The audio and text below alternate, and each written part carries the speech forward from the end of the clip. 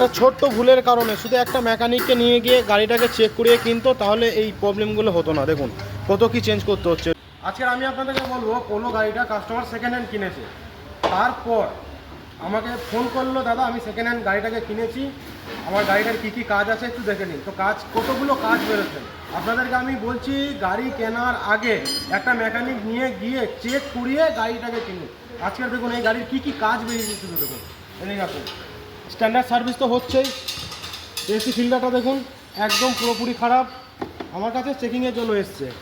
এবার দেখুন সাসপেনশনটা দেখুন, এদিকে নিয়ে টায়ার বলজন একদম খারাপ, লিঙ্ক রড দেখতে পাচ্ছেন পুরো কেটে গেছে, আওয়াজ হচ্ছে প্রচুর। এদিকে লোয়ার আর্মটা দেখাও, ভিতরে লোয়ার আর্মটা দেখুন একদম কেটে গেছে, দেখতে পাচ্ছেন লোয়ার আর্ম থেকে আওয়াজও হচ্ছে। দেখুন গুলি একদম কেটে গেছে।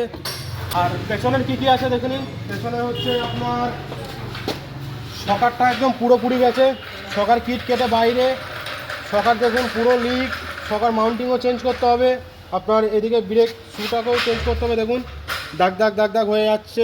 তো আপনাদেরকে আমি হাত জোর করে বলছি, সেকেন্ড হ্যান্ড গাড়ি কেনার আগে একটা প্রপার মেকানিক নিয়ে গিয়ে চেক করিয়ে তারপর গাড়িটাকে কিনুন, তা নাহলে আপনার একটা বিশাল বড় খরচা হতে পারে। যেমন এই পোলো গাড়িটা সেকেন্ড হ্যান্ড কিনেছিল, এখন এটা একটা বিশাল বড় খরচা হচ্ছে।